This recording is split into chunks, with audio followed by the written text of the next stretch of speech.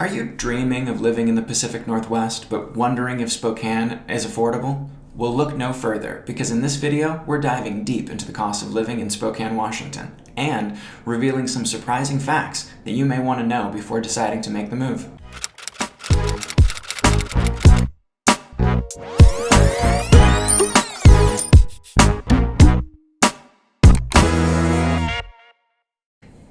Hello and welcome back to Living in Spokane, Washington, where we cover anything and everything about living in Spokane. If you're new to the channel, my name's Hunter McKay. I'm a local real estate expert with 10 years of experience in the local Spokane market. If you live in Spokane or you're looking to make a move, make sure to hit the notification bell and subscribe to our channel. That way you're the first to know when we release a new video. Whether you're ready to move tomorrow or just considering Spokane as an option, please do not hesitate to reach out to me or my team. I'd love to hop on a call and answer any questions you have about Spokane and share all of my insider knowledge. For context, we're going to be using averages from February of 2023. To start, let's take a look at utilities. So obviously the utilities are going to vary quite widely depending on the size of home and the location and the different utilities that might be available, natural gas versus only electric. But for right now, we're just going to use a standard average apartment at 915 square feet located close to downtown city center. For that 915 square foot apartment, the average utility cost, including electricity, heating, cooling, water, and garbage, totaled $178.08. Internet for 60 megabytes or more with unlimited data, cable, and ADSL averages $71.44. Here's the thing about these averages though, guys. These are for pretty small units, and a lot of the things that you're going to be buying might be bigger. And the other factors that we need to consider are weather. There can be days where Spokane is 80 to 100 degrees and other winters where it's below zero and freezing. So that has a big impact on your utility cost. So when you're looking to buy a home, it's not just what do the utilities cost, but what can you do during the year to keep your utility costs down. This can be things like insulating your windows, making sure that you have proper insulation in your walls and an attic. A lot of the older homes will have lower rated insulation in a lot of those spaces, thus improving and increasing your utility costs. And so if you can do a little bit of the updates ahead of time, it can really reduce your utility billing. Now that we've taken a quick look at the cost of utilities, let's dive into the next biggest thing, rent. And maybe the cost of buying if you choose to live here long term. I think this is the part that really surprises people. Everyone thinks of Spokane as being really affordable, and in many ways it definitely is compared to a lot of the West Coast. But this is one area where I think we're actually kind of expensive, and it's our 1 and 2 bedroom rental prices. Most people, however, want a little bit more space. A 1 or 2 bedroom probably won't work for everyone. So, okay, you want a 3 bedroom, 2 bath. What's that going to run you? Probably around $2,350 a month. Thankfully, that will include your parking, so if you're coming from a city like Los Angeles, San Diego, or Seattle where you have to pay for parking, you don't have to do that in Spokane. We've got plenty of space here. It's really just the rental price and the utilities to consider. But even those two things can be pretty insurmountable when you're new to the area and still looking to establish yourself. If you're willing to live a little bit farther outside the city center, then you can target an average rental price that's closer to $2,100 or $2,200. In this case, the average rental price when you get outside the city is $2,149.38. But again, I believe you could find something as cheap as maybe $1,700 or $1,800. And we have a rental right now that's a 3 bedroom going for $2,500. So it really does just depend on what part of town and what amenities you're looking to be included in your rental. If you're watching this video, this might start to seem a little daunting, right? Why is rent so expensive in Spokane? Well, it's a really nice place to live. I think you'll enjoy it when you get here. Good thing for both of us, there is a silver lining to this high rent situation. Purchasing a home may actually be in your favor. You can build equity, and frankly, the cost of living in that purchased home may actually be less than rent to begin with. To purchase a condo in Spokane City Center, right now your average price is looking at around $308 a square foot. Most of what we've just covered is rental and housing costs in the city center. So it's primarily apartments and condos, not too many true standalone homes. When we shift outside of the city center, we get a little bit more space back. And so we move away from condos and apartment living and more into a traditional standalone home with a yard. Thankfully, the prices can be a little bit cheaper in this setting because we're farther away from the city amenities, but you also get a little bit more space, so it could be a fair trade-off for a lot of people considering a move. The average rental price for a one-bedroom home is $1,049 right now today. But if you take a look at this graph on the screen, you'll see that rents have been steadily increasing since November of 2014. Sure, there have been some minor dips here and there, but the overall trend and trajectory is up. And so when I see a graph like this, it indicates even more so that people need to be buying homes rather than renting.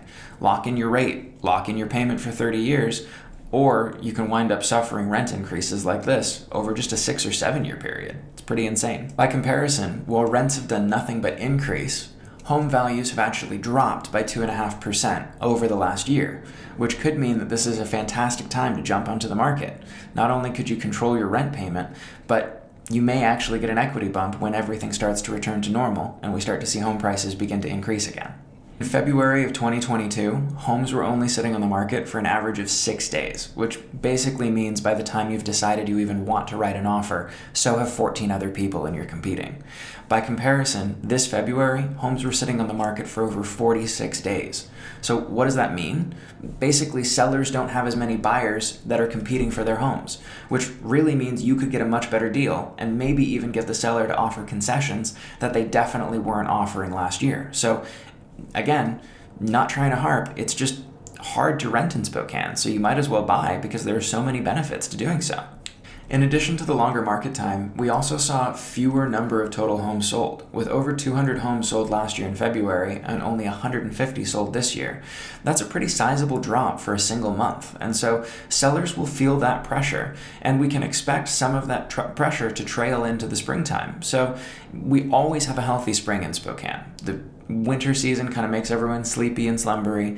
Finally, all the weather brightens up, sun comes out, and everyone goes, yeah, I'm going to start moving. And it really, you can feel it in our market. That will be the case this year, just as always, but I think some of these trailing indicators from the winter season might cause for a slower than usual spring. All right, so we've covered housing costs, renting, and utilities. These are 3 major parts of moving to Spokane. But why don't we dive into salaries? Because that's a direct tie to how much you can finance on your new home, right? The average monthly net salary for Spokane is just over $3,500 a month. Be sure to check out our video on top employers in Spokane if you want some insight into our local job market. We go over salaries and a bunch of other statistics that might be really important.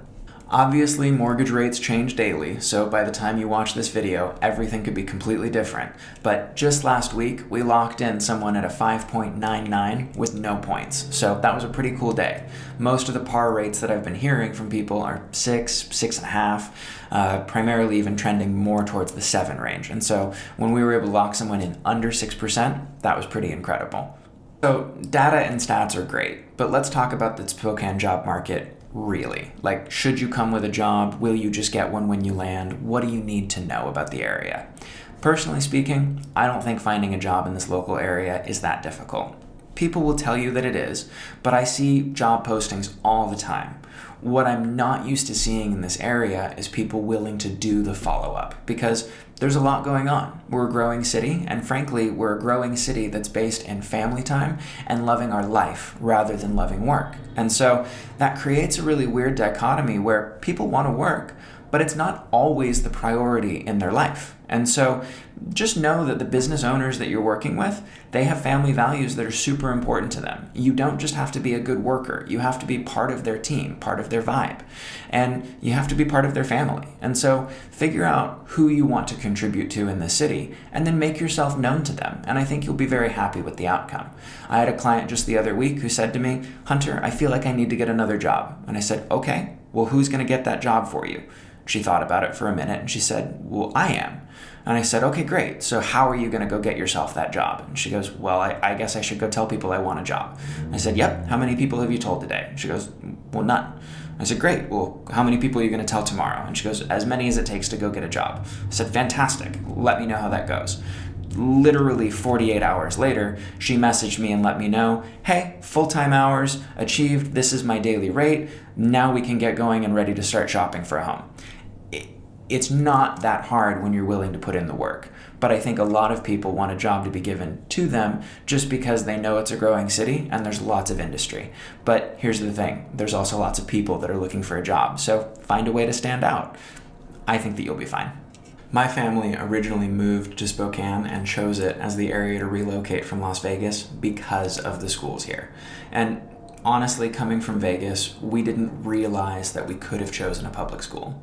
If we had known how fantastic the free and public education was in this area, I probably would never have gone to St. George's. And don't get me wrong, St. George's was incredible and I loved it. And I really attribute a lot of my success in life to the culture and the experiences that I learned and had at St. George's.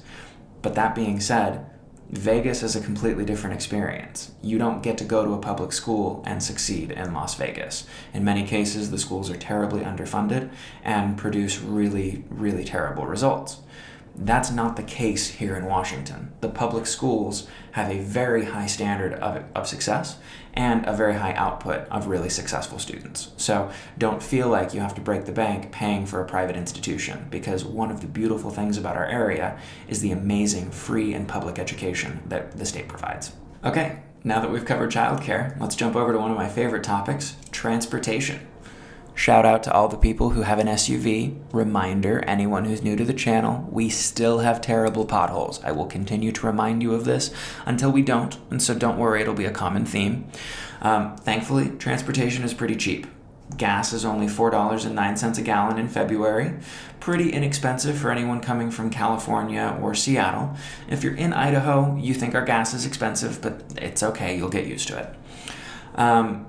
One-way tickets on local transportation and buses, they're around $2, and you can get a monthly transportation pass for $60.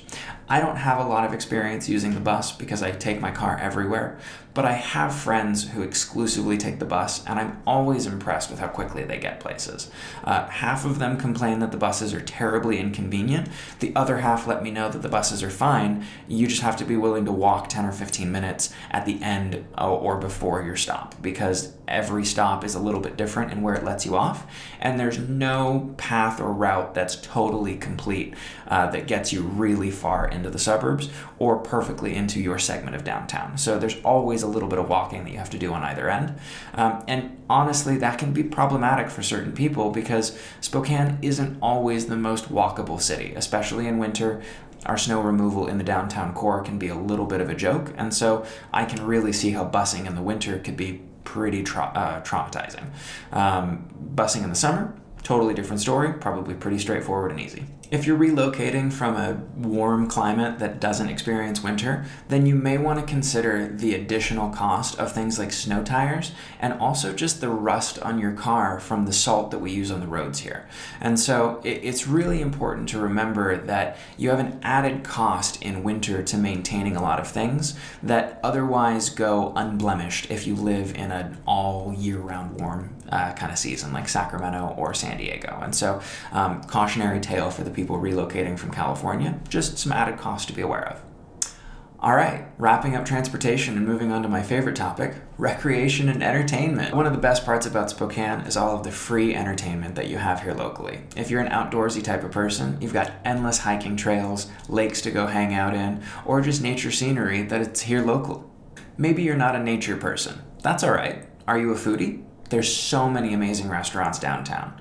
Not only are there a literal endless amount of breweries to keep you busy, but if you want a fine dining experience, you can really get a 3-course meal for $85 for you and a partner. One of my favorite spots in town is One Tree Cider, and they actually do a flight of cider, a large 16-inch pizza that's absolutely to die for, and you can bring a friend. The whole thing is $36, including the 20% tip, and the staff, they're absolutely incredible. You're gonna have a really fun time. Maybe working out is really important to you? That was one of the things that I found when I relocated back from Seattle. I forgot how cheap my gym membership could be. In Seattle, I was paying over $60 a month. Here in Spokane, I'm only paying $30 a month. Totally different experience.